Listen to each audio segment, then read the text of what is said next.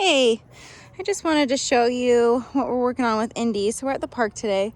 We just finished up a training session. There's another trainer friend of mine. Like, she's got this cute little Frenchie. And so what we're working on is just making sure that she understands the position of the heel. So in the beginning, it's a lot of food. It's a lot of leash, because those are two direct links to us. And so food is a guide. It's extending from my arm. The leash is extending from my arm. And so it's just a great, both of those are great communication tools. When we go away from it and we just have the e-collar stimulation, that's where we really get into the fine tuning of off-leash obedience. Now, it takes dogs a while to get there and lots of repetitions. And so what we want to do is, through minimal distractions, it's not a busy park day, but I like it because it's more open.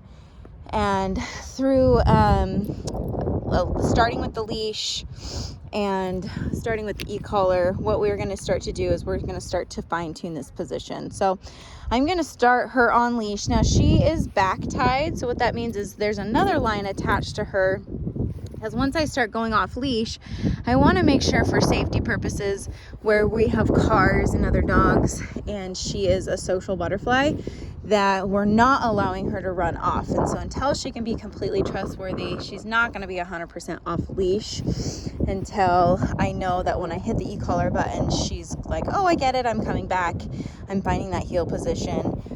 Especially with the presence of another dog. Rocky's friendly, but we don't want her to just like go up and greet and say hi, because she can.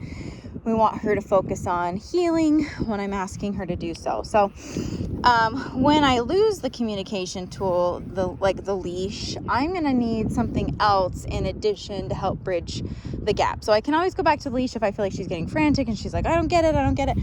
But what I want to do is I want to start her on leash, get her in a good rhythm, and then when I drop the leash, I'm going to pat my leg, so that way when she feels that e-collar, she has a secondary communication of, oh, I need to be there. I need to be right there. And so I walk really slow with this in the beginning, because I want to make sure that I'm really focused on her focus, for one. So if I walk fast, I get a false sense of security, because I'm more exciting than the environment. So if I walk really fast, the dog is going to heel with me 9 times out of 10. And then over time, the dog doesn't know how to focus. They just know how to walk fast next to me. So what I'm going to do, she's like, I'm getting tired of just talking. What I'm going to do is I'm going to just kind of start shaping her with directional changes. So I have about 10 feet of this line. And so Indy, heel. I don't have unlimited space, but that's okay, because I'm working really slow and I'm working more on directional changes. So I'm going to hold the very tippy end of this leash here. Heel. Good. If I need it, it's there, but I don't need to use it right away. Indy, heel. Good. Good job. So right here, if she is distracted, she will become very lackluster on the heel. And so you'll see like her kind of going behind me so she can focus on doggy over there. And so I want to make sure that she is staying with me, paying attention. I'm going to start to have her drag this leash, still going slow. Good job, Indy girl. Going in just a very easy, smooth circle. I'll switch directions here in a minute. Go this way a little. Good. I just want her following my leg really nicely, really smoothly. Ear set. Heel. I want to be with me, so she got confused there. I'm going to keep going. Heel. She's like, oh, it itches. Heel. A little too far ahead. Button's still going to go down. Good girl. Now I have her. Good. So it's kind of a hard exercise to film. Heel. But it's very beneficial. Some other things we've been working on are her downs. Indy down. Good. So that one took a little bit to phase away from food. Just in the last 2 days, she's been doing it without food consistently.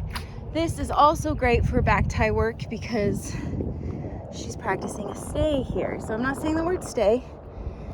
It's implied that she stays there. So if she were to get up, get out of position, get all crazy.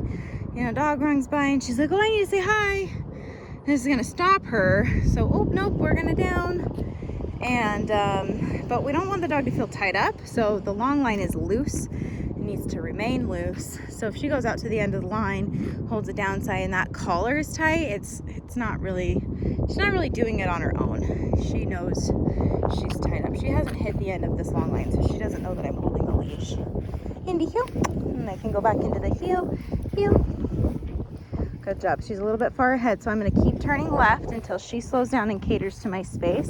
And that whole time I held down that e-collar button so that she understands both getting into position and then finding a really good rhythm with me where she's not crowding, because crowding can become a really bad habit with these dogs where they're like, oh, if I just touch you, I don't have to pay attention to where you are at. So I want her to be close and snug, but I don't want her to be cheating where she's like, if I just touch your leg, heel. Gotta go this way. If I just touch your leg, then I don't have to focus on you. So shepherds are sneak about that, huh? Indy, down. Good girl. So Frenchie over there. There's been a couple golden retrievers walking the path. Saw a poodle earlier. So really good for Indy.